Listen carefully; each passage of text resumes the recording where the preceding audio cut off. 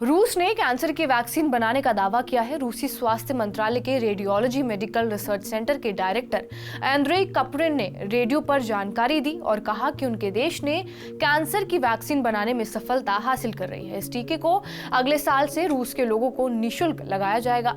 रूस ने जो वैक्सीन विकसित की है वो एक mRNA वैक्सीन है। वैक्सीन के ट्रायल से पता चला है कि इससे कैंसर ट्यूमर के विकास को रोकने में मदद मिलती है। अब ये भी जानना अहम है कि mRNA वैक्सीन होती क्या है। दरअसल यूके में फाइजर और बायोएनटेक की कोरोना वैक्सीन मैसेंजर आरएनए यानी कि mRNA पर बेस्ड टेक्नोलॉजी पर डेवलप की गई थी। ये पहली बार था जब mRNA टेक्नोलॉजी पर बेस्ड वैक्सीन दुनिया में बननी शुरू हुई। mRNA का फुल फॉर्म होता है मैसेंजर आरएनए। ये इंसानों के जेनेटिक कोड का एक छोटा सा हिस्सा जो हमारी सेल्स यानी कि कोशिकाओं में प्रोटीन बनाता है। इसको ऐसे भी समझिए कि हमारे शरीर पर जब भी कोई वायरस या फिर बैक्टीरिया हमला करता है तो mRNA टेक्नोलॉजी हमारी सेल्स को उस वायरस या बैक्टीरिया से लड़ने के लिए प्रोटीन बनाने का मैसेज भेजती है। ये तकनीक इम्यून सिस्टम को वायरस से लड़ने के लिए एंटीबॉडी बनाने और टी सेल को एक्टिवेट कर संक्रमित कोशिकाओं को नष्ट करने के लिए कहती है।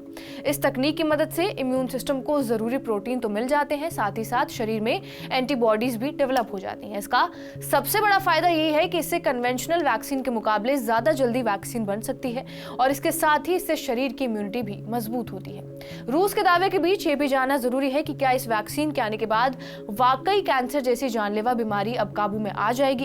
क्या ये वैक्सीन दशकों पुराने कैंसर की बीमारी को रोकथाम करने में सफल होगी? इस बारे में धर्मशिला नारायण हॉस्पिटल में सर्जिकल ऑन्कोलॉजी विभाग में डायरेक्टर डॉक्टर अंशुमन कुमार से जानते हैं उन्होंने क्या कहा है। रशिया के अनाउंसमेंट में एक खास बात यह है कि उन्होंने कहा अगले साल 2025 में फ्री ऑफ कॉस्ट इस वैक्सीन को हम लगाना चालू करेंगे। मतलब उनके शायद प्री क्लिनिकल ट्रायल कंप्लीट हो गए होंगे। मेडिकल इन्फॉर्मेशन उन्होंने इंटरनेशनल फॉर्म पे डिस्क्लोज नहीं की है, पॉलिटिकल इन्फॉर्मेशन उनके पॉलिटिशियंस ने डिस्क्लोज की है। इसमें यूनाइटेड किंगडम ने इंपीरियल कॉलेज लंदन के साथ फरवरी 2024 में इसी तरह के एक वैक्सीन को इजाज़त दी थी जिसका प्री क्लिनिकल ट्रायल कंप्लीट हो चुका है। mRNA बेस्ड वैक्सीन है कैंसर की। कैंसर वैक्सीन दो तरीके की हो सकती है, preventive cancer vaccine, therapeutic cancer vaccine. Preventive cancer vaccine जैसे कैंसर सर्विक्स के लिए उपलब्ध है ह्यूमन पेप्लोमा वायरस के द्वारा, एंटीजन के अगेंस्ट एंटीबॉडी बनाता है, उससे प्रोटेक्शन देता है। ये भारत सरकार ने भी भारत में लगाने की छूट दी है, फ्री ऑफ कॉस्ट लग रही है।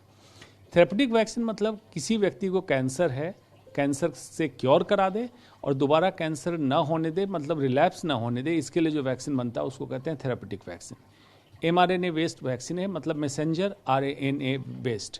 क्या है? कैंसर का एंटीजन है, कैंसर के ऊपर जो प्रोटीन उपलब्ध है उसके अगेंस्ट बॉडी डिफेंस सिस्टम तैयार करके लड़के कैंसर को ख़त्म कर सकती है। इसीलिए कैंसर नहीं पनपता है।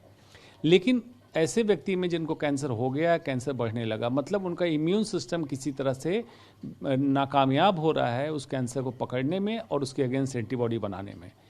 इस वैक्सीन का यही काम होगा कि ट्यूमर स्पेसिफिक जिस मरीज के अंदर कैंसर है उसी का एंटीजन रिकवर किया जाएगा, उसके अगेंस्ट mRNA मैसेंजर RNA तैयार किया जाएगा, इसको बॉडी में दिया जाएगा ताकि बॉडी का इम्यून सिस्टम जग जाए और इसके खिलाफ एंटीबॉडी बना दे, प्रतिरोधक क्षमता बना दे और कैंसर पर अटैक करे, बॉडी अपने आप काम करे और किल कर दे। अगर ये पूरी तरह कारगर हो तो बहुत चांस है कि कीमोथेरेपी की ज़रूरत, बाकी रेडियोथेरेपी की ज़रूरत कम पड़ने लगे। अगर मैं क्यों कह रहा हूँ कि कैंसर बहुत ही अनप्रिडिक्टेबल रिस्पॉन्स देता है, अलग अलग चेहरा बदलता है जिसको एंटीजन चेंजेस कहते हैं, अलग अलग पाथवे खोल लेता है, एक पाथवे आप बंद करेंगे दूसरे पाथवे से काम करता है। इसलिए इसमें और भी ट्रायल की ज़रूरत है जब तक कि पूरी कामयाबी ना मिले। बहरहाल आपका इस पूरी खबर पर क्या कुछ कहना है हमें कमेंट करके जरूर बताएं। बाकी देश और दुनिया की तमाम बड़ी खबरों से अपडेटेड रहने के लिए सब्सक्राइब करिए TV9 डिजिटल।